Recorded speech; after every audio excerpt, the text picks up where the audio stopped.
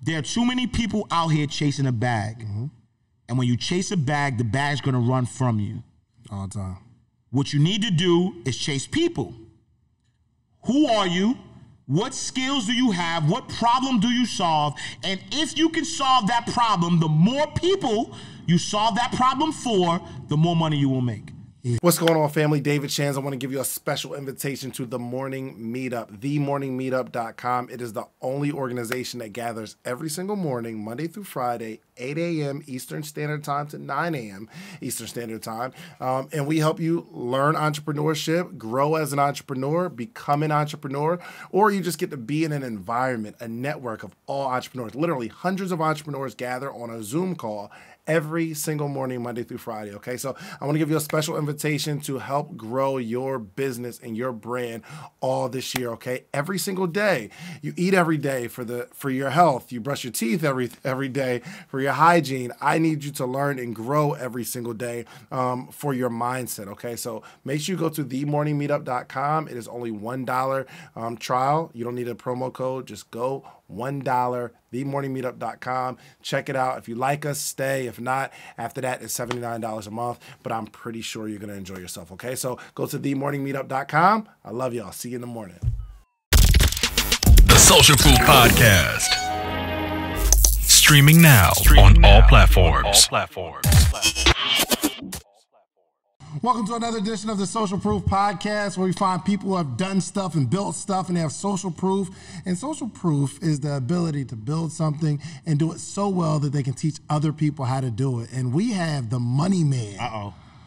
We got the money man. We're going to teach you how to build wealth. How to really manage your money, man. We got my brother Ash Cash. Yes, sir. Yes, sir. Appreciate you, brother. Thank you for having me. Long time coming, you know what I'm saying? Yeah. It happens when it's supposed to happen. Absolutely, that's a fact. That's a fact. So tell the people about yourself, man. We're going to get into the money, though. I'm asking you questions about, we talk about money. Let's go. Let's get to the bag, right? So, Ash Cash, Exantus, I'm a financial educator, someone who, I'm from Harlem first and foremost. I got to say that because my guys back in the block, they would never forgive me. So I'm from St. Nicholas Projects, 129th Street, 8th Avenue. Grew up single parent home, I've been a hustler all my life, though. Been packing bags, 8 years old, at the local supermarket. Was selling mixtapes and T-shirts at 125th Street as a vendor. Graduated, started, working at a video store, and then one day, somebody came and said, "Yo, they're hiring at Chase Manhattan Bank," and that's how you know, right? I was 19 years old. I got my first job, my first official job as a teller, and the rest is history. Was that out of college or? No, I mean straight out of high school. So I played ball. And that's another story. But I don't know why I thought, to work at a bank, you got to go to college. Nah, man. Nah, it's not the case. So in fact, funny fact is that I worked in the bank straight out of high school. Right, I was 19 years old. What? I did everything in banking: teller, personal banker, branch manager, private banker. I was the CEO of a credit union. I did all of that with no degree. What time frame was this? So You're saying from 2000 to about 2012, so about 12 years. I do have a degree now, but I got my degree in 2015. And the only reason I got my degree after banking was because I wanted to get a CFP, a Certified Financial Planner's license, and they require you to have a bachelor's degree. But I was a banker with just an associate, so I did have a 2-year degree in finance and investments. But no, I didn't. All of this was really straight out of high school because honestly, I played ball in high school, and then I had got into some trouble, so I got expelled 10th grade. Football? Basketball, okay. Right? So I got in trouble, so I couldn't play ball my last year. Right? My 12, what happened? Got kicked out, hanging out with the wrong crowd. One of the things I think that's. Did you bust a move, Ash Cash? Nah, you know what it is. I grew up in the '90s, man. And in the '90s, there was a lot of gang activity. You know what I'm saying? I'm not no gang. I got all blue on. I ain't in no gang, no. I was about to say. You know what I'm saying? Clearly know what side you on. Well, said, I'm rocking blue, but I ain't no crypto. But I got a gang. You know what I'm saying? Nah. So it was a lot of gang activity. And when you from where you from, whether it's your business or not, if something go down, you gotta be a part of that. Sure. And so I was just around the wrong people, and so it was a big fight. decided to want, I wanted to get involved with it. I had to get involved with it at that time, and then, got expelled. So I had to do the 10th grade over. And then so my last year, because I couldn't play ball, that's why I decided to get a job. And then I didn't think about college. I didn't want to go to college. And so this opportunity to work in a bank literally saved my life, because now, I'm sort of like playing, I want to be a street guy. I'm not really a street guy. I'm from the streets. I know street people, but I didn't really want to play that game. And so getting a job kind of really helped me, And then from there, I fell in love, man. I fell in love with money. I fell in love with banking. I fell in love with money mindset, right? Most importantly. And I realized that there were a lot of wealthy people that, I thought, coming from the hood, I thought wealth looked a certain kind of way. But to be a banker and have a client worth $2 million and his jeans look horrible and his shirt is ripped up, and seeing that, and then going and see the person that got the mink and the Benz, crying to me about overdraft fees, I was like, wait, hold on. Like there's a misconception about what money really is and what money really looks like. It's not to say the person with the Benz is broke and the person with the jeans got money. It's just to say that money don't really have a look, right? You could have a Benz and be broke, and you could have a Benz and have money. You know what I'm saying? You could have ripped up jeans and be broke, and you could have ripped up jeans and have money. So it really isn't a look. It's really about, what are you doing with your money? And then secondly, it's really about, how do you view money? Are you working hard for money, or is money working hard for you? And when I realized that, in the words of the Honorable Sean Carter, there's much bigger issues in the world I know, but I first had to take care of the world I know. And so, after having a great career in banking, I decided that I wanted to teach my people more about real wealth, not flashy wealth, not, the wealth that, if you have an emergency, you lose it all tomorrow. Like, how do you truly build wealth? And then I became a financial educator. And so right now, I just teach people how to change their mindset, how to manage money. I'm an author. I've written 8 books. 4 of them have been bestsellers. I travel the country, teaching financial education. I've been on every media platform you could think of, CNN, MSNBC, Sway in the Morning, everything. You name it, Billboard, Success Magazine, Money Magazine. And I'm just somebody, I serve the people. I understand what it takes to be financially free. There's a lot of people that have the ability to become financially free, but they just need some of the tools necessary, and that's what I provide. For sure. All right, so walk me back to age 19. Yeah. You're working at a bank. Yeah. You obviously go in because it's a job. Yeah. How much you gonna pay me? Yeah. I'll take that. Absolutely. When did you start to fall in love with the bank? Man, so I fell in love. Fast shout out to Michael Black, one of my branch managers, right? So just to kind of put it in context, I worked at 2 Penn Plaza, right? That was the Madison Square Garden branch. And so that's the time where banking is super duper busy. People are going into banks. Banking wasn't what it is today. You know what I'm saying? Like, nobody walks into banks now. And so I'm walking into this branch. It's a black dude from Jamaica. He's Jamaican. His name is Michael Black, and he's the branch manager. Like, he runs this mega branch. We had 2 floors. We had about 20, 30 tellers. We had 10 bankers.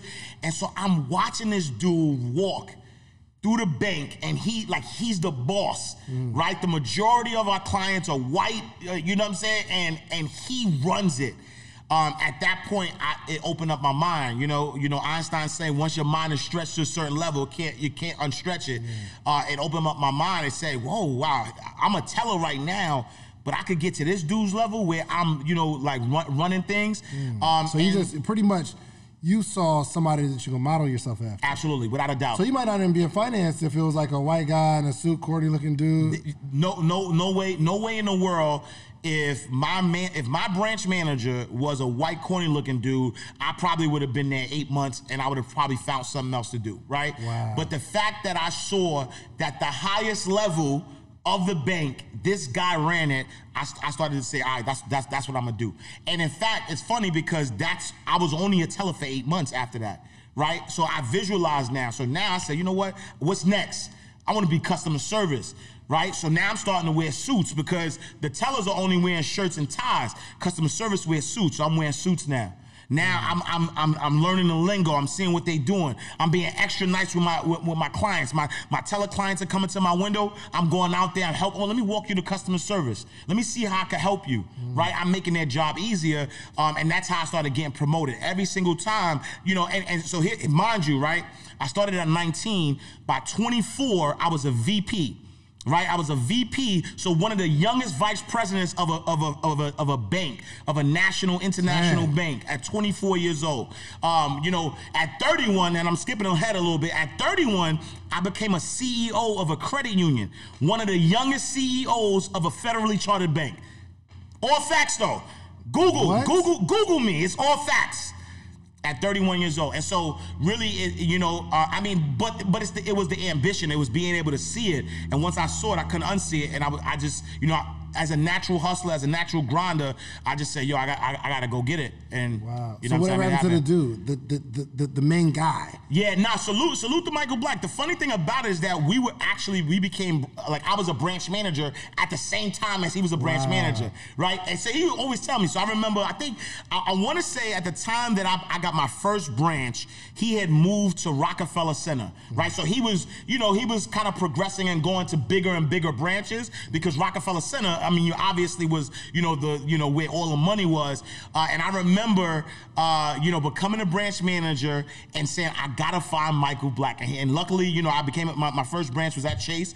And so I knew he was still at Chase. I went to go see him, and you know, he was telling me, you know, how proud he was of me. But at that time, I guess, he had got, you know, the banking business could wear you out. So he ain't had the same swag. Yeah, he ain't still had the same swag. He had the, you know how Obama came into office, you know, first year, by year 8, he got white hairs and all that. So that was like, Michael Black. It's 5 o'clock. Exactly, I gotta go. I gotta go.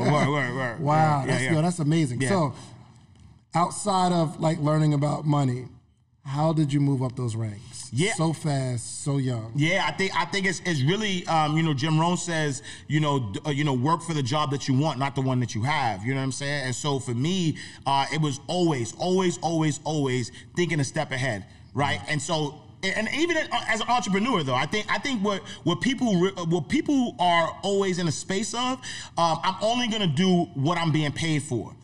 I say in everything you do, even as an entrepreneur, you should over-deliver, always, right? Because what happens is, when I was a teller, I was over-delivering. I was doing customer service. When I was customer service, I was over-delivering. I was being a personal banker. When I was a personal banker, I was over-delivering. I was acting like I was the manager, right? What happens is, now, number one, just from an energetic perspective, because I'm a big believer of the law of attraction, from an energy perspective, I'm being what I want to be, right? I'm not waiting until I have multi-millions in my account to be a multi-millionaire. I'm a multi-millionaire right now. I move and walk and talk like a multi-millionaire. You got to be it first, because once you be it, the universe, you confuse the universe like, yo, what's up? Yo, this dude, what's up with this dude? He moving like a multi-millionaire. He ain't got no million. Yo, hurry up. Let's put some millions in the account. You know what I'm trying to say? Like, so you got to confuse the universe. Universe is like, yo, this dude is a teller and he's moving like a, no. Let's move some things around and get him this position. Yo, he's a personal banker, and he's moving around like he run the bank. No. We need to open up some spots to give him what he rightly deserves, because that's how he's moving. You know what I'm saying? And so that's how I got promoted so fast. Yo, I'm moving. The podcast just started. Calm down. Save some for the end. My fault. Save some for the end. My fault.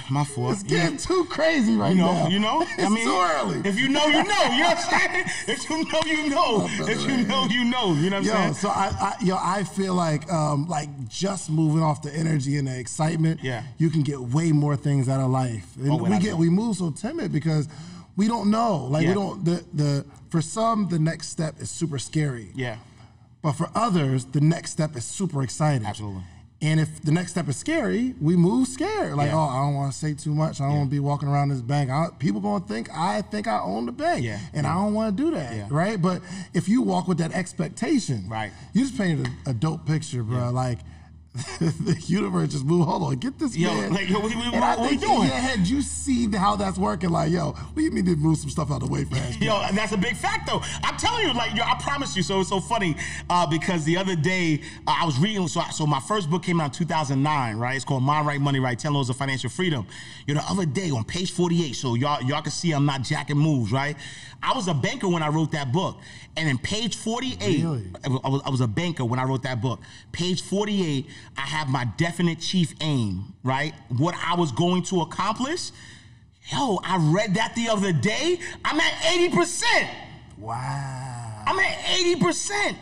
And so, yo, write it and make it plain, right? And so so I'm saying to say that, yeah, you could move timid, but the reason why you moving timid because you don't understand who you are. Yeah. If you knew who you are, if you understood your power, right, and not to get, you know, all godly and spiritual, but I believe I'm God, right? Little G, greatness on display. I'm made in the image and likeness of God. And so if God can have everything, well, I can't have everything. If I'm made in the image and likeness of God, then I'm that. And so what's happening is that entrepreneurs, 9-to-5ers, people who are not living their best life, they not asking. Yeah. They asking timid. They saying, I'm not sure. So universe say, okay, your wish is my command. So I'm gonna show you why you're not sure. So I'm not gonna give you nothing to make you sure. Your wish is my command. But for the people who walk that walk like, yo, this is me. Yeah. I got this. Universe says, okay, wish is my command. You do got this. 100%. You know what I'm saying? And so I feel like, it's something that people need to understand. You got to know who you are. You know what I'm saying? Whether you believe in God, Allah, Buddha, whatever it is, whatever you believe in, you have to understand that you were made in the image and likeness of God. And your job on this earth is to display God. It's to demonstrate God. Greatness on display. G-O-D. G-O-D. That's what you're supposed to be doing. Yeah, I like these mics is floating because the joints would drop. You know what I'm saying? My man. You know what I'm saying? So how do we develop that? Okay, because it's easy to say it. Yeah. But when everything is on your shoulders and all you've seen, it's almost like somebody who they dated somebody and the person cheated. Yep. And they break out with them. They date somebody else, person cheats, they break out with them. Yep. And this happens 3 or 4 times. And then in their mind, they've been conditioned all men or all women are dogs or whatever, right? Yeah, for sure, yeah. With all of that experience, because there's people watching it who have these experiences, and you're telling them you need to walk in this thing. Yeah. How do we develop that with so much on our experiences? So I'll tell you this, right? Depression happens because you keep looking back. Anxiety happens because you're looking too far forward. All I'm telling you is to stay right here in the now, right? And I'm gonna give you this analogy that I love all the time, right? So I don't drive without Waze. So Waze is a navigation app, right? I don't drive without Waze because Waze, you put your address in where you want to go, and Waze already knows what's happening in the traffic sphere. And so if it's telling me to take I-20, and I know normally I would take I-285, there's a reason why Waze is telling me to take I-20, because it might be packed on I-285. And so I'm gonna listen to Waze, right? But let's say I don't listen to Waze. Let's say I go however way I wanna go. I go to I-285 and I get stuck, right? Waze is not gonna take me back where I started and tell me how to get to where I'm going. It's gonna recalculate it from where? From where I am currently, right? And so I think what people do is the people who had the bad relationships, the people who had all these bad experiences, they keep replaying this negative thing in their head. They keep trying to start over. They keep trying to backtrack and figure out, where did I go wrong? Where did I do this left turn? Why would I do this way? And then they try to reroute themselves from the past, when that don't even exist no more. I don't care how much money you have. I don't care where you from. I don't care who you know, right? There's nothing you could do to bring back the past, right? And even if you do everything that you think you're supposed to be doing, there's nothing you could do to control the future. And so I just live in day-tight compartments. I'm telling every single person that hears the sound of my voice, I need you to live in day-tight compartments. What does that mean? That means, where do you want to go? Don't tell me about what happened in the past. Don't tell me about what mistakes I don't care about none of that. Right now, today, where do you want to go? Put in that destination and just move in day-tight compartments. Why is that, right? Because at the end of the day, Even when tomorrow comes, it's still today. And so if all you do is the best that you could do today, everything else is gonna work out. You know what I'm saying? And I also believe, again, I said I'm a big believer in the law of attraction. It's about awareness, right? You get what you are aware of, right? There are people right now, as we speak, who are aware of how many jobs have been lost. They're aware about how many, how bad the economy looks and the outlook. They're aware of that, right? They focus on that. They focus on how many people died from COVID. They're aware. And guess what happens? They're stuck in doom and gloom because their awareness of that. Then there's another side of people who are aware of how many millionaires were made during this time. They're aware about all the great opportunities that exist right now. They are aware that this is the best time to be alive because there's a wealth transfer happening right now. They're aware of that. And that awareness is what's allowing some people to crush it.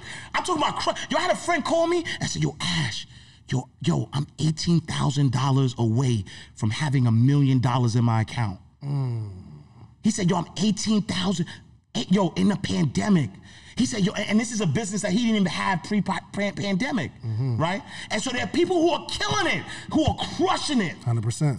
But it's about awareness, though. And so for the person, right, what Henry Ford says, so, there's those who think they can and those who think they can't, and they both right. 100%. And so there are people right now, and honestly, it's not even my job to convince those people, right?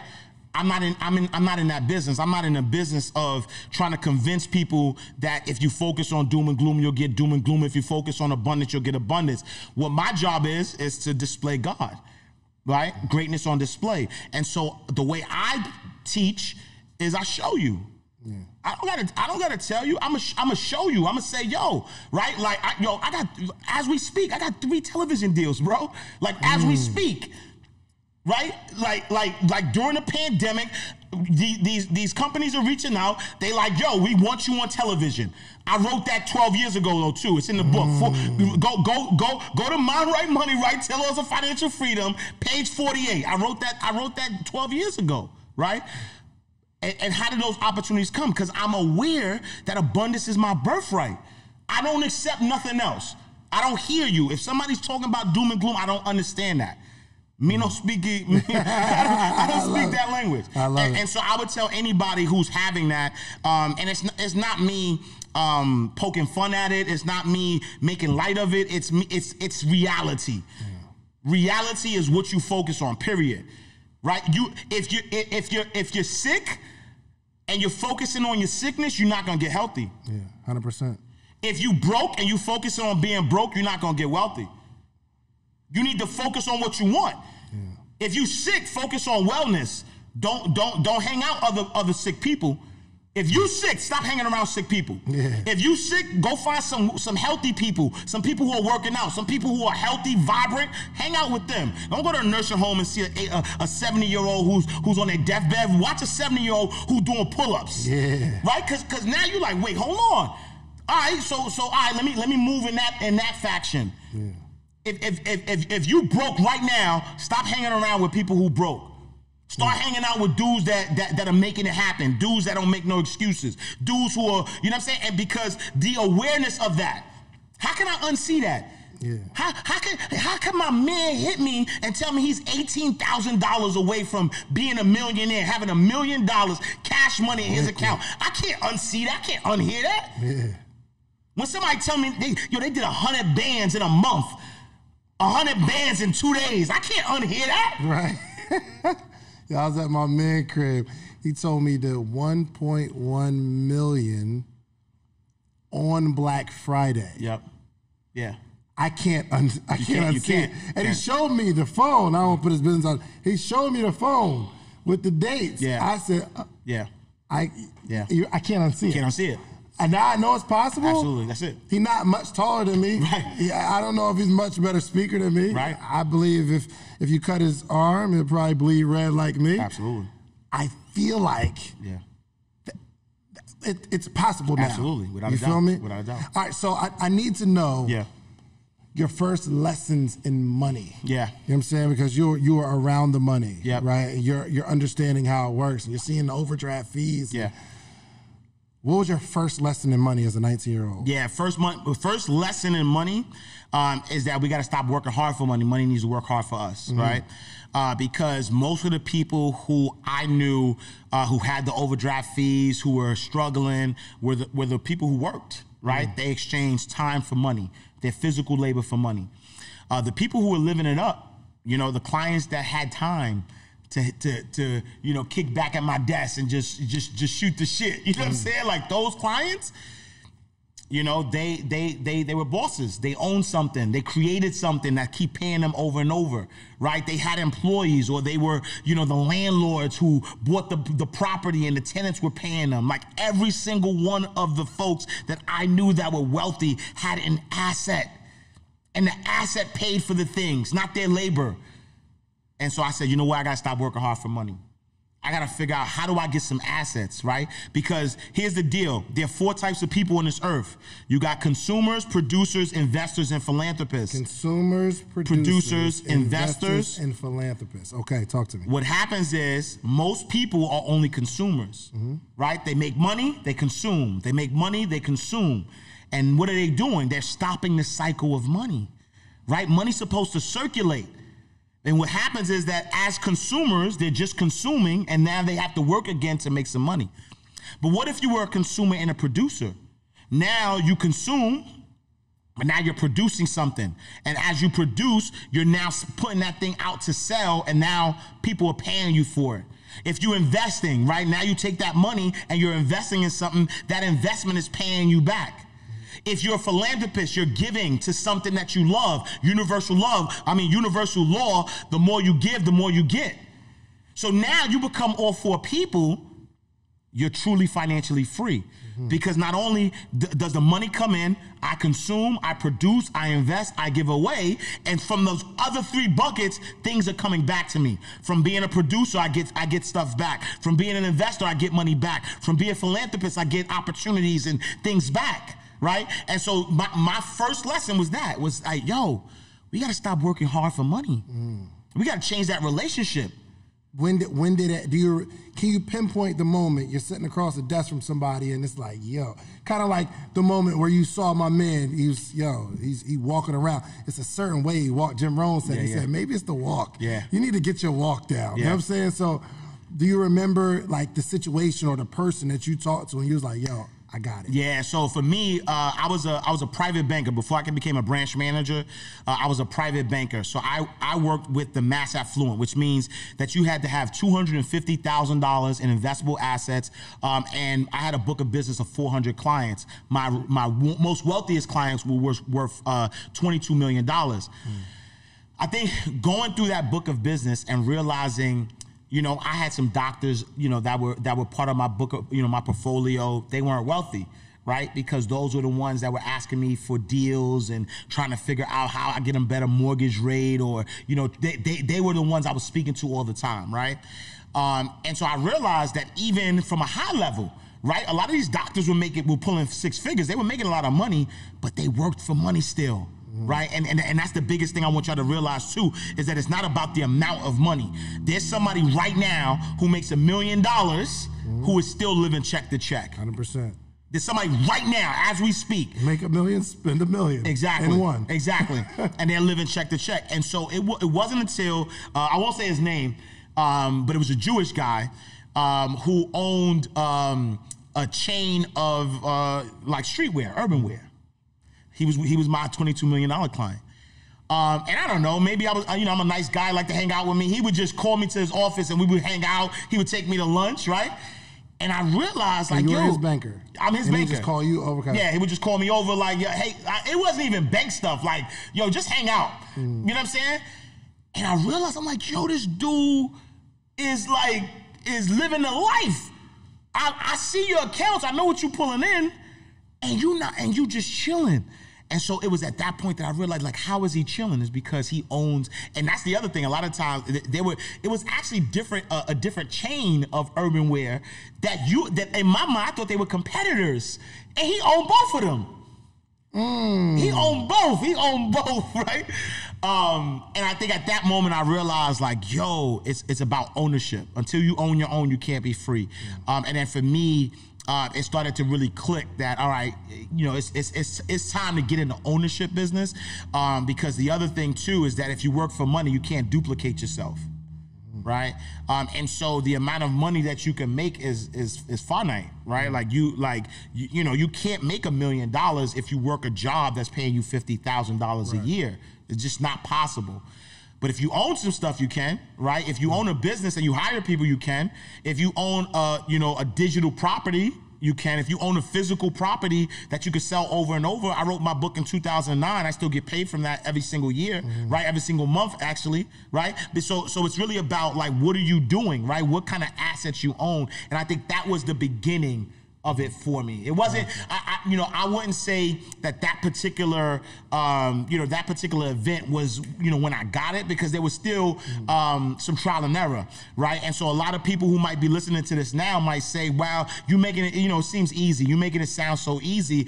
I'm telling you my truth from where I am right now, right? But, you know, there was some unlearning, right? There was some unlearning that had to happen, because, you know, I grew up in a household that say, you know, work hard, get a good job, retire when you're 60. So I had to uncondition that. Yo, I remember the first time that I decided to quit my 6-figure banking job to be an entrepreneur. You know, my mother, God rest her soul, like, she almost attacked me. She was like, boy, are you crazy? You know, you got one of the best jobs. You were the boss. I wasn't really the boss. I reported to somebody. I was just following orders. I was just the face. You know what I'm saying? You know, everybody's looking at me. Everybody's proud of me. Right, I'm from 129th Street and 8th Avenue. I'm from the projects. People are looking like, yo, this kid that used to play the corners is now the manager of a bank, right? You know, I don't know if Chase still does it, but when you walk into Chase Bank, you see a big picture of the person. You got their face and their name underneath, right? Somebody walk into the bank, people will show off like, yo, come here, let me show you my mans. That's my mans. Let me show you. You know what I'm saying? They were proud, but you know, I felt like I was selling my soul because I knew it was more. And so the first time I jumped out and, you know, decided to quit and, you know, become an entrepreneur. How old were you? I was about to turn 30, so I was 29. Yeah, I was 29. Actually, funny thing is that I actually threw myself a retirement party. Right, so I was like, yo, I'm about to do this. You know what I'm saying? I was about to turn 30. You know, I had a retirement party at the 40/40 Club, and I decided that I was going to jump out the window and become an entrepreneur. And I fell on my face though too. So I'm not so in full disclosure, I became a homeowner. I bought my first home. My wife and I when I was 25 years old. Right, while you were working at the bank. While I was working at the bank. And so when I decided to leave banking and become an entrepreneur, I was already used to a 6-figure lifestyle, right? My first year, I wrote the book. I was on Hot 97. I was, Black Enterprise, Essence. I was doing my thing. Before we get there, yeah. So you were at the bank for how long? So from 2000 to when I about 9 years. About 9 years. Yeah, but I had to jump back in though. Yeah. Oh, so you left then went back? Yeah, so that's what I was. Okay. That's what I was saying. I got you. Hold on, but before you get there, so were you making some money moves before you left? No. Yeah. What led up to I'm going to leave? Yeah, so so the thing is, here's the deal, right?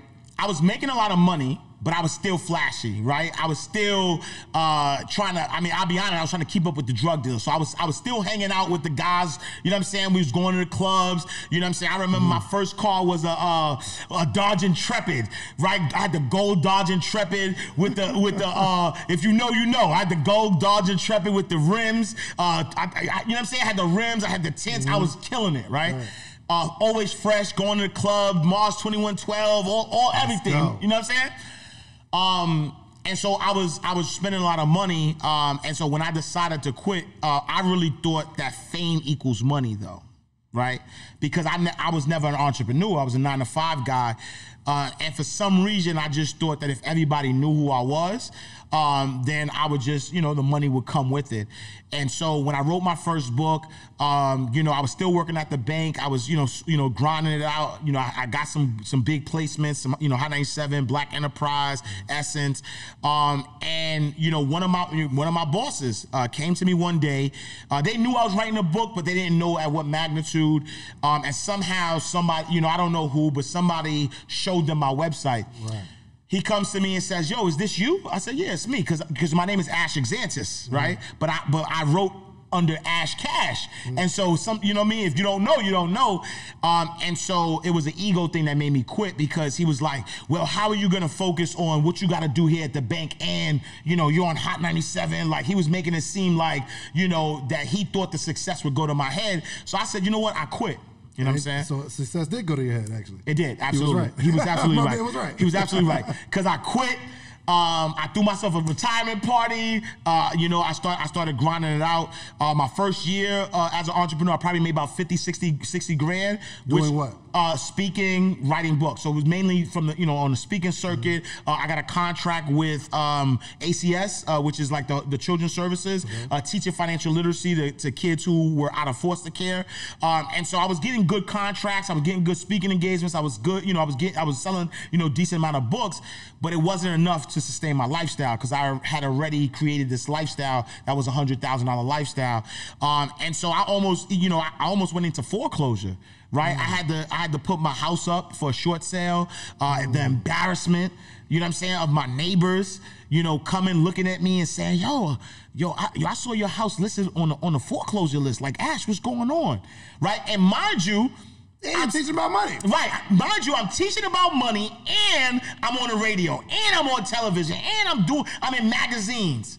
Oh, that hurts. All bad. Right, and so for me, that made me realize, like, yo, you gotta change this stuff up, and it was really at that moment where I started to really say, all right, now I gotta stop working hard for money, right? Because even as an entrepreneur, I created a job for myself. If I didn't grind, I wasn't getting paid, right? And so I decided, you know, I had to swallow my pride, and I went back into the banking world. So I went back into the banking world. Not the same bank, obviously. No, I went to Citibank on 145th Street, $45 million branch, which was also the blessing, though, right? It was the blessing because it was while I was in Citibank, one of the folks that worked at Citibank knew of a nonprofit organization in Queens that was starting a new credit union and needed a CEO for it. So had I not gone back, though, right, had I not gone back to the bank, I would have never had the opportunity to become a CEO of a credit union, because I wouldn't have met the guy who introduced me to the other guy who got me the CEO position. You know what I'm saying? 9 years at the first bank. Yep.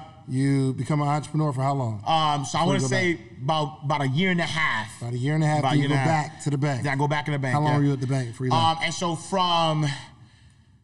I want to say from 2012 to about 2015, so about 3 years. 3 more years. I did, I was at Citibank for about a year, and then I was at the credit union for about a year and a half, 2 years. And then after that, you know what I'm saying, like, you know, one of the things I did when I went back to Citibank, I thought, you know, my resume was good. I was, you know, now I could command the money that I was been commanding. The great thing about it, though, I didn't have to stop my books and none of that stuff. Right. And so now I'm still writing. You know, I was writing for allhiphop.com. Shout out to Chuck Creekmore. I was writing for allhiphop.com, which, you know, exasperated my exposure to another level, because at the time, you know, people were still going to websites. I think they had like 7 million unique views a month, and I was still working at the bank. And so now I'm still making some side money. I'm making good money. Was able to save up some money, bought some property, you know, got some tenants, and was able to now say, you know what, next time I quit, I'm not relying on me. I'm relying on these tenants to pay. You know what I'm saying? And in that way, the next time I decided to leave, I actually didn't go cold turkey into entrepreneurship. You know, I went from having a 6-figure job, working, you know, going to the credit union, but then saying, you know what, I'm quitting the credit union, but I'm gonna do something that's worth $40,000, right? And so I got a job as a financial counselor. I was working after the CEO job. After CEO job, right? And so the CEO job wasn't what I thought it was going to be, because, you know, you got to think, if I'm working for Citibank is $1 trillion bank. A credit union who's starting from scratch, they don't really have the same capital. And so it just got to a point where there was so much things I wanted to do as a CEO of a credit union, but we didn't have the capital. We couldn't really, you know, put people's money at risk, you know, to provide the capital that we wanted to the people in the community. And so I just decided it was something that wasn't, entitled was dope. but it wasn't fulfilling what my mission was. My mission was to really help my people. So I was like, all right, let me take a step back from that, and I decided to become a financial counselor. So I worked in the Bronx, in the South Bronx, you know, as a financial counselor at Millbrook houses. So just to paint a picture, the South Bronx, or where I worked, was the one of the poorest congressional districts in the United States.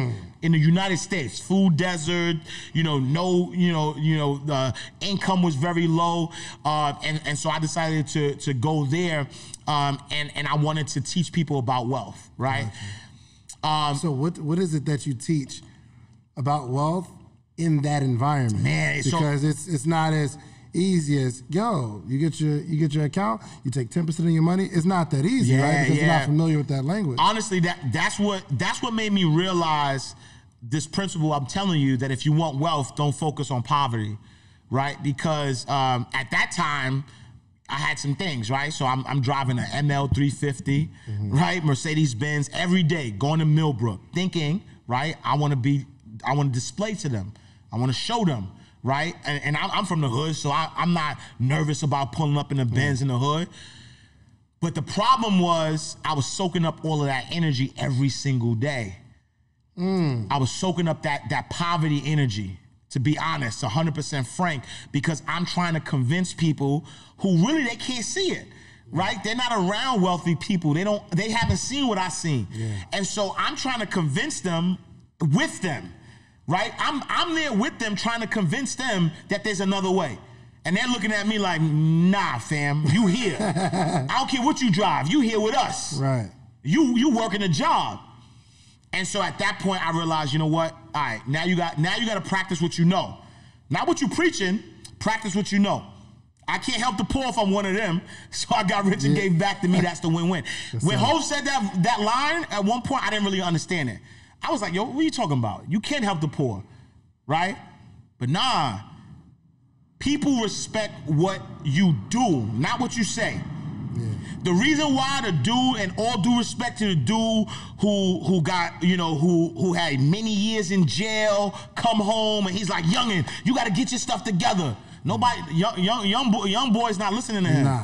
They like, fam, what you like? You here with us? What you talking about? It sounds good to you saying it because you know it's real. Absolutely. But to them, it's hitting their head, not going inside, right? Because they can't get past what they see. Exactly. And so what happens though when, you know, you become rich? What happens when Ash Cash becomes rich? Yeah. When Ash Cash pull up into 2020? Yeah. Yo, in this season, I don't even gotta say, they're gonna look at you and know. Yeah. That's why the Dope Boys are so influential. Absolutely. Because they like, yo, you can get money, and they see the dope boy with the money. Right. He's like, yo, hold on, you got these girls, you got the chain, you got the money. Right. Give me a pack. Exactly. And so that's why, you know, and that's the other thing that I'm loving about this movement, Black entrepreneurs, you know, people showing, listen, oh my God. It's a beautiful sight, because now I ain't gonna, you know, I ain't gonna tell you get off the block and not give you away. Yeah. I'm gonna show you, I'm gonna say, yo, what I'm doing over here 100% legal. And I'm adding massive value to people's lives. Massive value. Right? I got a mastermind group. One of my participants told me she made $10,000 in a week. You know what I'm saying? Massive value. But how is that? Because I'm showing them too. I'm saying, yo, I did 5 figures this week. You know what I'm saying? Like, yo, listen, look what I'm out here doing. I'm not preaching to you. Yeah. Right? I'm not preaching. I'm not the preacher who's telling you everything's going to be all right. I'm going to say, nah, this is how you do it. And I'm going to lay down a blueprint for you. Yeah. And so working there made me realize, like, nah, Ash, if you want to change the community, you have to be a demonstration. That's how you change the community, period. Yes, 100%. You got to be a demonstration. You know how many people that know me from hanging out on the block see my success and be like, yo, Ash Cash, yo, you such an inspiration. I don't talk to you often. I don't tell you this often, but thank you so much for everything that you do, because I know where you come from, and if you're able to do it, I'm able to do it too. Yeah. It's a demonstration. Imagine if I was still on the block with them, preaching every day, like, yo, it's a better way. Nah, you got to be a demonstration. So what was your first step into demonstrating? Yeah, I mean, my first step was, number one, making sure that my family and I never had to worry about where we're gonna live. And you just wound up leaving that job. Yeah, I wound up leaving that job, but once I left that job, I already had, properties, right? And so those properties, we had tenants, my wife and I, and so we were able to, so the money was coming in. Whether I worked or not, I knew I was good.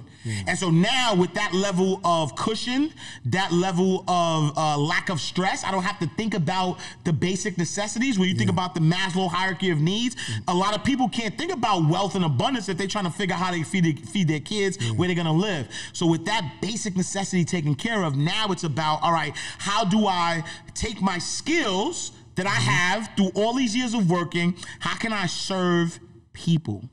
Right, and let me tell you why that's important.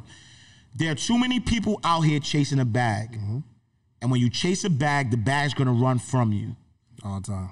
What you need to do is chase people. Who are you? What skills do you have? What problem do you solve? And if you can solve that problem, the more people you solve that problem for, the more money you will make. Easy. And so for me, I said, I want to financially empower people. And so I started doing that through speaking engagements. But I'm like, man, I can't empower enough people. All right, so let me write more books. Let me do more courses. Let me be on radio. Let me spread my word to more people. And as I was helping people fix their credit, I was helping people get life insurance, I was helping people create estates and trusts and understand those complexities. As I was helping more and more people do that, my bank account kept growing and growing and growing to the point where now, a lot of my, I just came from Haiti with the family, right? And I made money while I was away. Right. Beautiful, lady. Beautiful thing. It's a beautiful thing. Like, not one time was I worried or was I thinking about, how bills are going to get paid. None of that, right? And that's why we call it mailbox money. Right, that money's in the mailbox. It come automatic, and what happens is that if you have the right systems in place, because it's all about systems. If you have the right systems in place, that system is working for you, and you don't have to work for it. And so it's really, and that's what I do every single day. Every single day I'm helping people. Every single day I'm over delivering. Every single day I'm helping people, get past their limitations and understand that abundance is their birthright. And I'm not just telling, I'm giving you the blueprint. I'm giving you the motivation, but I'm also giving you the tools. I'm telling you how to set up your life insurance. I'm telling you how to set up your business. I'm telling you how to do all these things, because once you do these things, you're gonna be able to reap the benefits. But not just do these things because you're after the money. Do these things because you're after serving people. Yeah. And that's what I do every day. I live an abundant life. I love it. I love it. Abundant life. All right. So walk me through some of the core teachings. Yeah. Like the practical stuff. Somebody comes and says, "Yo, I want to be a part of your program," or "I want to be, a one-on-one client." Yeah. What are the first steps you're taking them through? Yeah, I think number one is mindset, right? Number one is that sense of knowing what you want and why you want it, and that you deserve it, right? And that you're worthy of having it.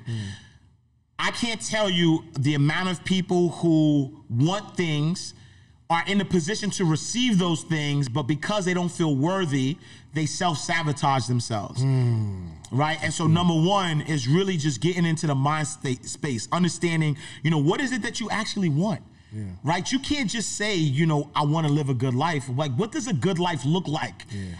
Because what David Shands want is different from what Ash Cash want, right? Like success, what success looks like for you is different from, and that's the beauty of the world. Yeah. That's the beauty of it. That there's more than enough for everybody. Absolutely. We're not competing. There's more than enough for everybody. And so number one is deciding what you want, being crystal clear about what you want. But then number two is understanding what is it going to take for you to get there. Right? And so, I tell people that you got to know your numbers, right? You can't say that, you want an estate and you don't know how much it costs to build an estate. Yeah. You don't know how much the land costs. You don't know, you got to know all of that, right? You have to be specific, right? You have to be smart, specific, measurable, achievable, realistic, and timely, right? And so for me, it's really teaching people to know the numbers, teaching people to really create a plan, right? Have some short-term goals, have some midterm goals, have some long-term goals. Short-term goals, anything 1 to 3 years. Have some midterm goals, anything from 3 to 7 years. Long-term goals, anything 7 years and above, right? Understand that. Have those goals ready for you. Understand those numbers because, again, from a law of attraction and practicality, right? Because the truth of the matter is that law of attraction is practical. I just say that because a lot of people are like, oh, law of attraction, speak things into existence. No, it's not. That's part of it, right? But it has to start with the vision. You can't get to a place if you don't know where you're going. Yeah. You can't get to a place if you can't see it. Right? And so you have to combine the two. You have to combine that vision with the actual practical steps. And the practical step is to know. Yeah. You have to know. I can tell you right now what my ideal lifestyle looks like. I can tell you how much the 33 acres that I'm about to buy costs. I can tell you how much that is. You about to grab 33 acres? You know what I'm saying? 33 acres. I can tell you how much that costs. I can tell you how much it's going to cost to put this estate up. What are you going to do with the 33 acres? I mean, if you know, you know. If you know, you know. I mean, part of it is really, and 100% honesty. There was a point where I wanted things more than I wanted security, right? But what this pandemic did for me was shift that a little bit because I'm saying to myself, okay, go ahead, get the G-Wagon. I'm still going to get it, but go ahead, get the G-Wagon, right? Mm-hmm. But if there's a worldwide pandemic and nobody could go outside, can you feed yourself, right? Maslow, hierarchy of needs. Can you feed yourself and your family? Can you protect yourself and your family? And so for me, my number one priority, I want to learn agriculture. I want to learn how to grow my own food. I want to make sure that if anything happens, right, in this new world that we live in, that my responsibility to my family is taken care of, And so that's my vision. My vision is to have acres full of land with an estate, but also agriculture, being able to raise our own food, having some of the nice stuff like pools and things, things of that nature as well. But then also being able to be self-sufficient. Self-sufficiency is so important to me right now, right? It is the most important thing because at the end of the day, you can't rely on people, you can't rely on jobs, you can't rely on the government. You know what I'm saying? And so, one of the steps I teach people all the time, you have to know, be specific, know exactly what you want. But here's the deal. You are in the what business. You are not in the how and when business. You are in the what business. You're in the what business, not the how and the when. Right. And let me explain. A lot of times people are so caught up. They know what they want, but they're so caught up in how it's going to happen, how it's going to materialize, when it's going to materialize. And this is what I talked about earlier, where you got to stay in some day-tight compartments, right? Because if you know what you want and every single day you're moving in that direction, there might be opportunities that you didn't even think about that come along and help you get to that destination faster. For sure. Right? When I think about selling millions of books, when I think about, touching millions of people, I didn't know that, these major TV houses were going to reach out to me and give me an opportunity to potentially be in millions of households. I didn't know, but you knew. But I knew. I did know. I did. Didn't know, but you knew. I did. I see what you did there. You feel me? I feel you. 100%. It's like some people. You have to have this knowing that it's going to happen. Absolutely. Without knowing when it's going to happen. Absolutely. And you're in the what? In the what business. And that's why that's important though, right? Because what happens. Spicy. Look, here's the thing. A lot of times people are in the what business, then they try to be in the how and the when business, and then when it doesn't happen how they thought and when they thought, what are they going to do? They're going to give up. Yeah, the what changes. The what changes. You know what? I don't want that no more. I want this. I want this. This is how I'm going to get it. This is when I'm going to get it. Oh, that don't happen. I want this. But what if you just stay consistent? What if you stayed in the what business and say, I want that, and I'm just going to focus on it. I know I'm going to get it. Yeah. It's just a matter of time. I'm putting in the work, right? I can't deposit money and not have access to withdraw it. And so if I'm depositing into the universe, I'm demonstrating to the universe that I want this. It's going to give me everything I owe. Yeah. You know what I'm saying? And so that's the first step, is really getting to that space of that what. What is it that you want? Like, what do you really want? For sure. And once you know it, right? And I'm not saying like I know how much the land costs. I know how much the builders cost. I know how much the sewage costs. I know all of that. I know the prices. And then once you know the prices, now you just move in day-tight compartments. You just move and move and move. So now when that opportunity does come, where you look at your bank account and you have enough to make it happen, here you go. Yeah. I don't have to guess. Yeah. I don't have to think about how it's going to happen. And so that's the first part. Second part is really getting people to a space of abundance, right? And I call it a financial freedom fund. Everybody should have a financial freedom fund. Financial freedom fund. Yeah. People call it an emergency fund. Words have power. We're not calling any emergencies into our life. So I call it a financial freedom fund. I like that. I need you to have 6 to 8 months of expenses in an account. And that should be your goal. You should be figuring every time you make money, you should be putting a certain percentage away to make sure that you have 6 to 8 months of expenses in an account. So that way, you know your basic necessities are filled, right? This is my third time mentioning Maslow hierarchy of needs, but that's important in mindset. Because if you understand that the brain space that you're taking away by worrying about the basic things is the same brain space you need to be able to create. You are a creator. If you're made in the image and likeness of God, God is the creator. You are a co-creator. You create as well. And you were created to create.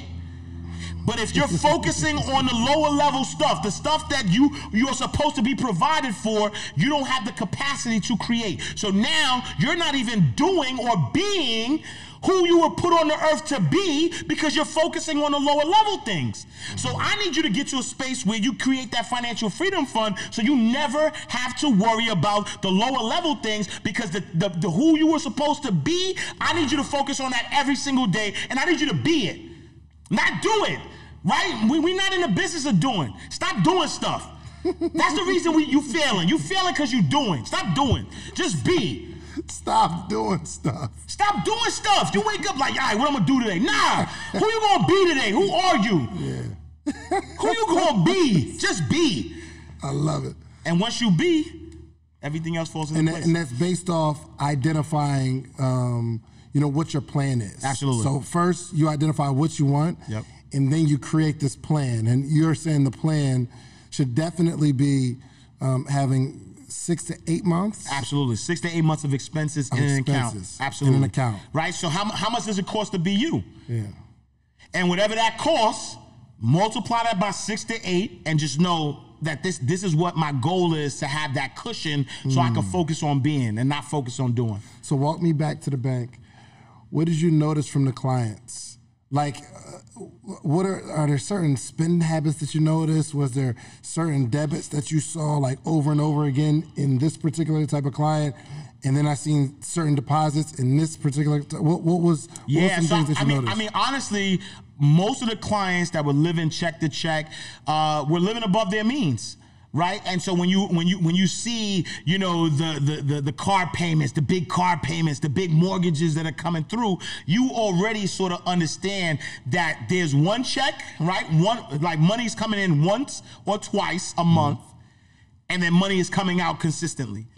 With the people that are wealthy, money was always coming in consistently. It's always checks coming through. There's always money coming through. There's always wire transfers. There's always deposits, right? And that's how the balance happens. You have to, and it's just pure math. It has to be more deposits than withdrawals. Yeah. And so what's happening is that the people who are living check to check, they get a check once, they get a check twice, and then but the bills keep popping up. But the other folks, they always have more than enough. And that's the mindset that I want everybody to be in. I want you to have more than enough, right? Stop just living for just enough. You should have more than enough. You should have more than enough to the point where your life isn't costing you your life savings. Man, I was talking to my homegirl Tarek, and I said, yo, when did you know you was rich? Like, when did it hit you? Like, yo, I'm rich. And this is what she told me. And it wasn't even on the podcast, I don't think. It was like me just like we were riding, and I asked her a question. And I'm thinking it was going to be like, yo, when I could buy something. She said, I knew I had made it. I was successful when I went to the grocery store and didn't check my account before I swiped my card. Yeah, that's a great feeling, though. I'll be honest with you. Yo, it hit so different. Yeah. Because I remember, bruh. Yeah. Before I make any buying decision, now I ain't gonna try to do it in front of people, but when I pull up in my car, I'm gonna check let me just make sure. Facts. Because you never know what's coming out, Absolutely. what hit, That's what didn't hit. That's a fact. And she said, yo, and she's wealthy multiple times over. Yeah. And she said, yo, when I ain't had to check my account. So like when you said, like these wealthy people always have more than enough. Yeah. It's different. And it's funny you say that because you literally take me to a space. Like I remember, like when people would be like, "Yo, come on, let's go out to eat. Let me pull up the app real quick. Let me make." Gotta check on the low. You gotta check it on the low. Like, you know what I'm saying? Y'all needs the bathroom real quick. Right, bathroom? Yeah. Okay. I'm good. Yo, you're gonna order another one of those? Hold on. You know what I'm saying? And so, you know. Disclaimer, yo, I don't want to drink no more. Yo, I ain't drinking. I'm done. Y'all stop drinking. You know what I'm saying? And so you know that's a wonderful feeling. And this is why I urge everybody to get to that space of having that emergency fund. Having that financial freedom fund. I love it. Right? Because if you're focusing on financial freedom, you have to have that fund that helps you do that. Yeah. And it's another principle that I live by.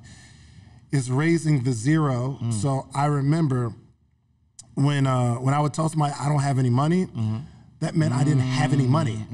I had no money. Yep. Like looking at an account and it's either zero or like negative. I have no money. But then I got to a point where somebody told me, they said, yo, I think it was some percentage of people don't have $1,000 in their bank account. So my next goal was having like 1,000. Absolutely. And if I had $1,010, I was broke. Absolutely. But years ago, if I had $1,000, yo, what we doing tonight? Big facts. Where we at? Yeah, big facts. Right. So I remember my mom asking me one time, and once I started adopting this, my mom asked me for some money one time, and I looked at my account and I had like a little over $1,000, and she asked me for some money, and I was like, I ain't got it. But on the inside, I was convicted. Did I lie to my mom? Yeah. But when I see the 1,000, it looks like zero to me. Absolutely. But I know in the banking industry, there are some people that will blow their brains out when they get down to that last million. Oh, absolutely. It's like, yo, it's all over. Absolutely. And that's the thing. And I love that you bring that up because you're absolutely right. You have to raise that number, right? You have to raise that number. If you know, so here's the deal, right? If somebody, let's just say if somebody's bills is $2,000 a month, and I'm telling you to be financially free, you should have 6 to 8 months of expenses in an account. That means that you need to have between $12,000 and $16,000 in your account. If you don't have that, then you're broke. Yeah. You ain't got it. If you got $5,000 back from tax return and it don't equal to that $12,000, you ain't got it. Yeah. You ain't bowling. No. Right. People see it, and that's the thing because, and that's the other thing that has worked is that once you see it, I want you to like get used to having it. Don't get to a space where you got $5,000 now and you're trying to figure out how to spend it. Right? Like what Chris Rock once said that people spend money like money's gonna rot. You know what I'm saying? Like, oh, let me hurry up. No, like it's gonna go bad. Learn how it is to just have money. Yeah. Be content with just having money. It is a great feeling. 100%. Somebody else said something that was really profound, and they said because I'm thinking, yo, I need to make some more money so that I can have this plan. I need to make more money so I can have a few months saved. And it changed my life. It's like, yo, the best way to make money is to stop spending so much. Absolutely, without a doubt. And you hear that phrase, a penny saved is a penny earned, and it doesn't make sense. It doesn't compute at a penny. Yep. But when you look at your account and you see that, I looked at all my food expenses and I spent $400 on restaurants this month. Yeah. Is it easier to go make $400 more or to just eat at the crib? Absolutely.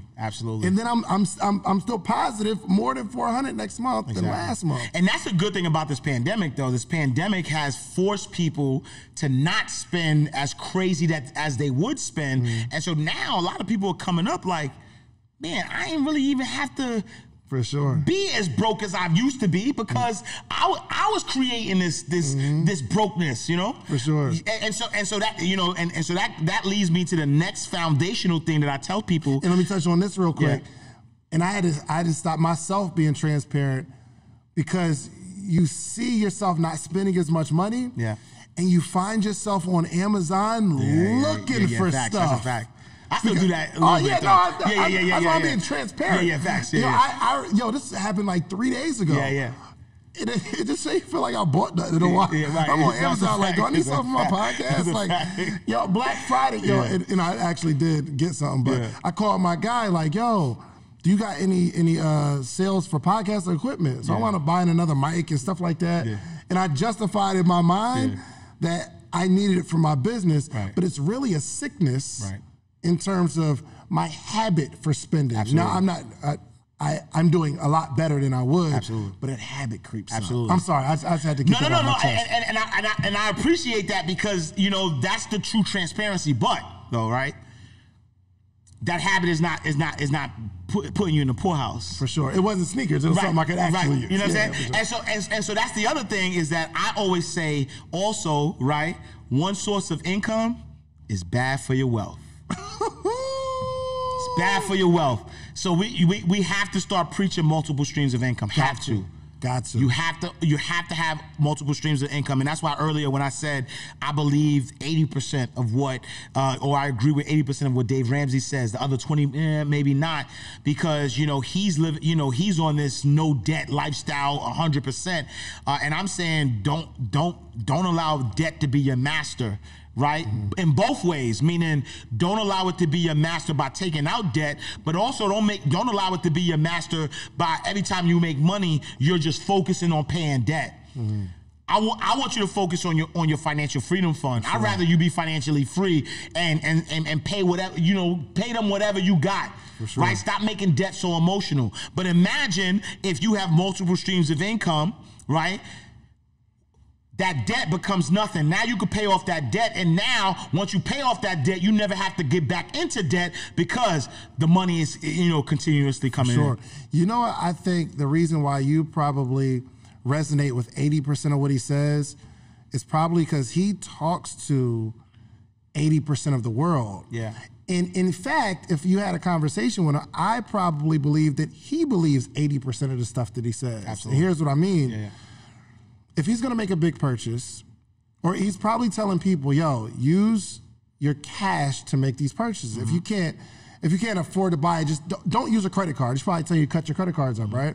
But I'm sure he got an Amex card, bro. Absolutely, without a doubt. And I'm sure if he going to buy new furniture for his crib, he going to put it on that Amex card.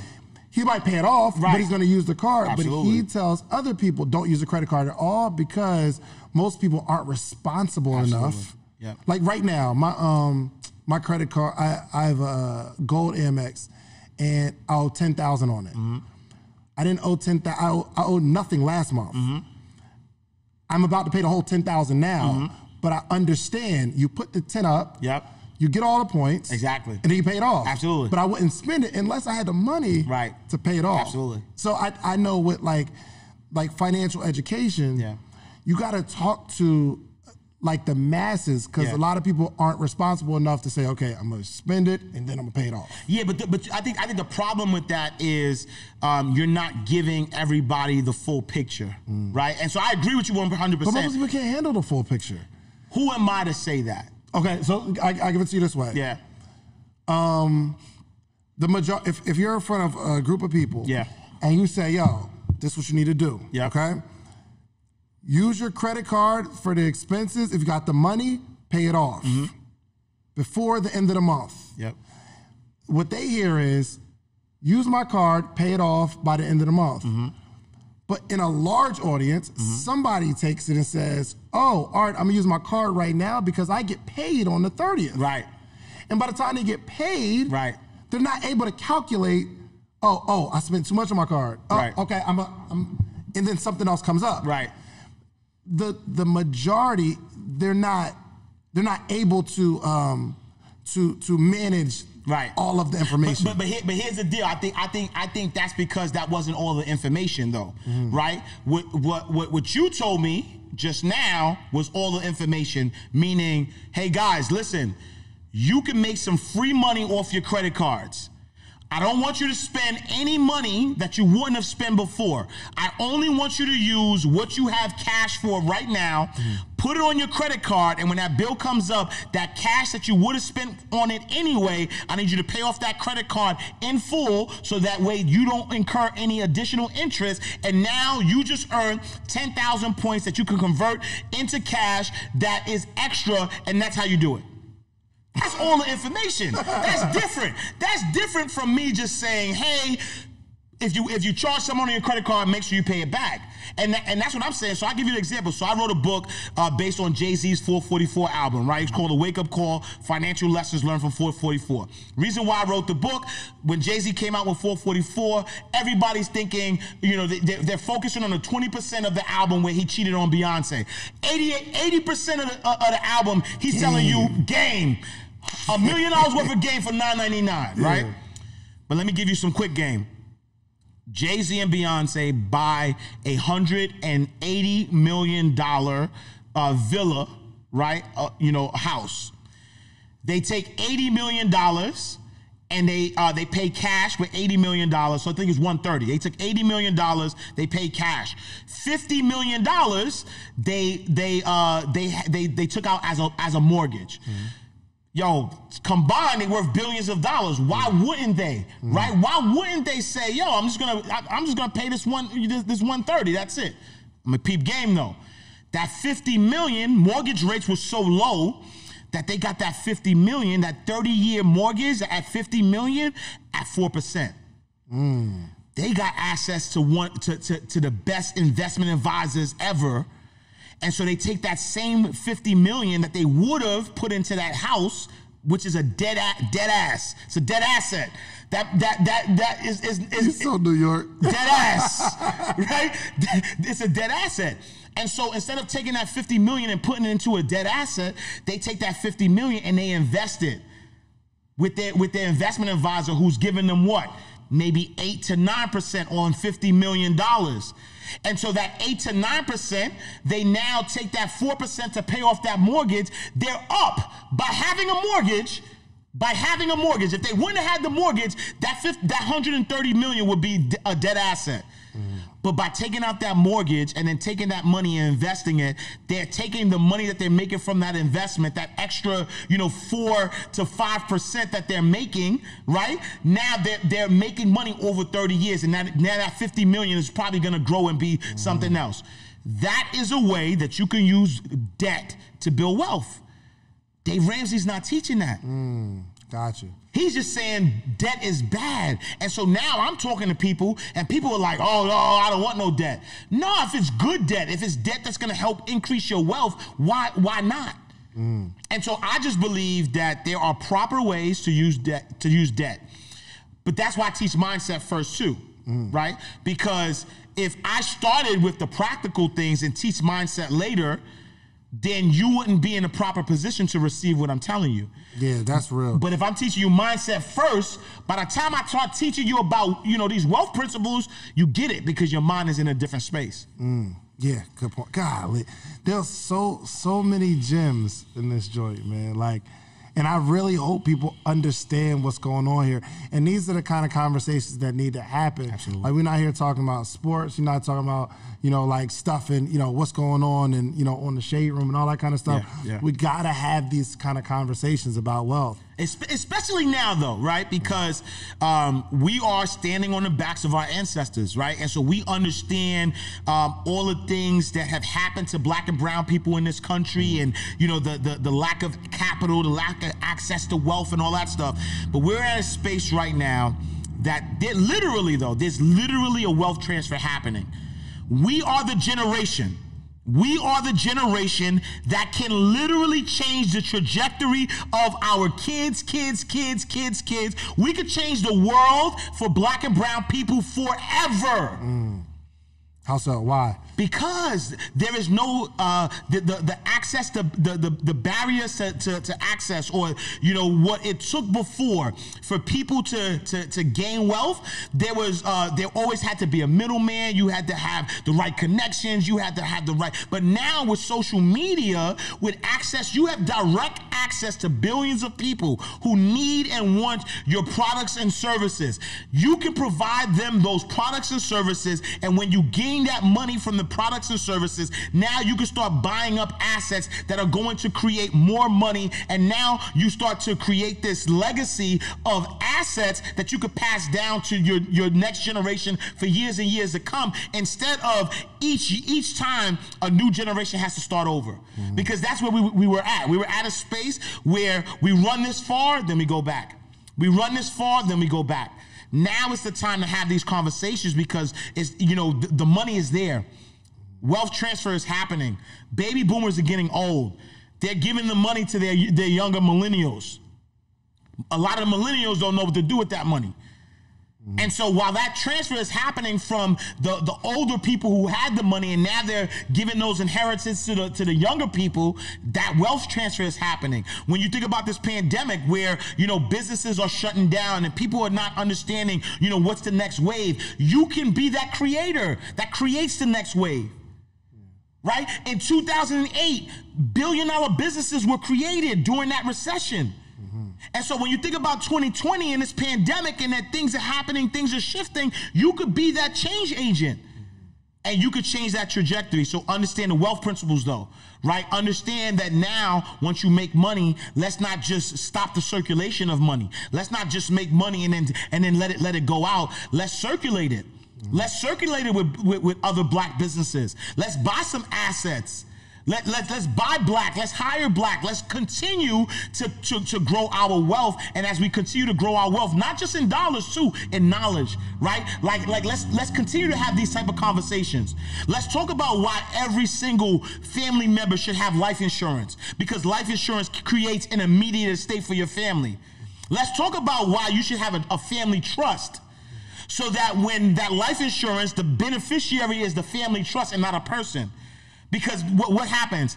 Black, white, Asian, Hispanic, most wealth is gone after the third generation. I don't care what ethnicity you are, right? Because what happens? First generation grinds, second generation was there, but wants to make it easier for the third generation, so it gives the third generation the money. They feel entitled, they blow it up. So what if you created a system that money never gets passed down to a person? Money gets passed down to what? To an entity that is being told what to do, right? If anybody is Power fans, remember the last episode of Power where James St. Patrick died, and he wrote a will, and he created a trust actually, and he said, yo, Tariq, you get X amount of money, but you can't get this money till what? Till you graduate college. So even at death, he's still dictating to make sure you go to school and you only get this money if this happens. So imagine creating a family trust, and you have life insurance, and every single person has life insurance. When they pass away, because everybody's gonna die, that money gets passed on to the family trust. The family trust has a set of rules that says this is what you have to do to get this money. You don't have to go to a bank. You could borrow from the family trust. Like these are the type of conversations that we need to be starting to have.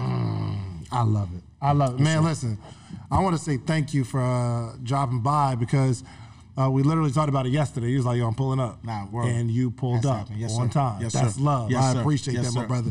So I definitely want, we got to make this prediction. I think you kind of touched on it earlier. I like to make predictions on the podcast. And I want to know where you see yourself in the next 5 to 10 years. What do you feel like you're going to be accomplishing in the next 5 to 10 years?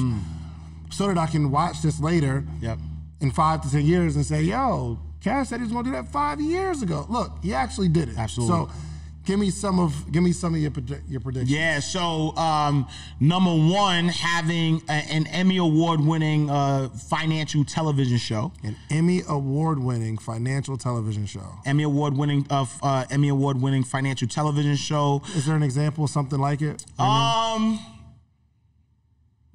And that's why I'm gonna be the first to do it. Because I mean, really, there aren't any financial education shows that have won Emmys that I know of. So I'll be the first to earn an Emmy from a financial show. I will have an influence that's gonna influence millions of people. I will be able to provide jobs and entrepreneurship opportunities for communities. I will be building communities. So I will be buying acres of land. I will be building communities and providing, shelter, providing agriculture, providing business opportunities for the communities that I care of, which is the Black and brown community.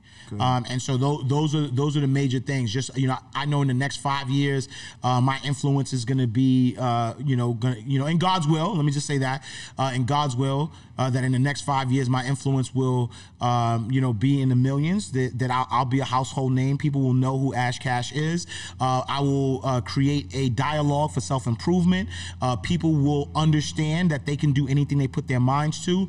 And then as I continue to demonstrate, as I continue to become, or be my God self, greatness on display, I will use my influence and the wealth that I amass to help other people live their best life as well. Solid. I love it. Yes, look, man, I really appreciate you dropping by the show. I'm going to do a quick commercial, okay? But I need you to give us some closing bars, okay? I'm going to give you a second to think about it, all right? So this show is as always, is sponsored by The Morning Meetup, themorningmeetup.com, the only community that gathers every single day to teach you how to start, grow, and scale your business. There's a bunch of people who don't know what to do as an entrepreneur, and they join the program because they really, really want to get some ideas on how I can make some money or how I can start something. There's some people that started a business, and they need a community that's going to help them grow. So we literally have hundreds of people that join every single morning. We have like 300 people. Oh, you know what? I need you on the call. Let's do it. This month. Let's do it. Because we're talking about becoming financially lit. Oh, that's me all day. Yeah, that's me all day. Let's do it. Let's do it. If you hurry up now, okay, you'll be able to get. And if you miss the calls, you have access to all the recordings. We have so many dope people, so many dope topics, and I'm literally on that thing every single day. So I like to talk to you. It's not webinar style where you only see one person. You see all the little boxes. We had like 300 something people on the call this morning. Disgusting. It's just beautiful to see a sea of just Black folk just learning and growing. So go to themorningmeetup.com. I'm going to give you an opportunity to join and just try it out for $1. It's just $1. Try it out for $1 for 7 days. If you like it, stay. If you don't like it, well, you invested $1 to hear the dopest information you'll ever hear. It's like a conference we put on every week. It's crazy. But 8 a.m. Eastern Standard Time to 9 a.m. Eastern Standard Time, every single day, Monday through Friday. I want to see you there, okay? All right, so Ash Cash, thank you so much for coming to the show, thank my you, brother. Thank you for having me. I appreciate you. I need you to keep spreading the gospel. Yes, sir. Keep spreading the good news. Yes, sir. Keep teaching our people. Yes, I mean, sir. you've been through every part of it. I mean, broke, in trouble, corporate, entrepreneur. You've touched every element. You had a job in the area where the money is. Right. You had a job in an area where the money ain't, and you can touch it from so many different aspects, absolutely, man. So, absolutely. And I respect you for what you're doing. So please share with the people how they can get in touch with you, how they can support your movement, and close us out with some closing words. Yeah, so definitely. First and foremost, again, appreciate you. Thank you for having me. You can go to my website, IamAshCash.com. You can follow me on all social media platforms at IamAshCash. Make sure if you want to support the books, go to AshCashBooks.com. You want some merchandise, go to AshCashMerch.com. You want to join my mastermind group, go to MailboxMoneyAcademy.com. You want to build your legacy, go to MindRightLegacy.com. You already know. And closing bars, I just want you to understand you are made in the image and likeness of God. You are greatness on display. There is nothing, absolutely nothing that you could put your mind to that cannot happen if you don't stop it. You are your biggest enemy. Your inner me is the enemy. Fast out to my guy Julian Gordon. I got that from him. But make sure that you guys understand who you are, you know, what power you possess. And if you put your mind to it and put your grind to it, though, thoughts become things with action. That's the thing. Thoughts become things with action. You put your mind to it, put your grind to it. Life, you can have heaven on earth. Life could be exactly what you want it to be. So just believe in yourself, be God, greatness on display, and show your greatness. Can't close it out no better than that, man. Go get you some social proof, okay? Follow my boy Ash Cash. We out of here. Peace.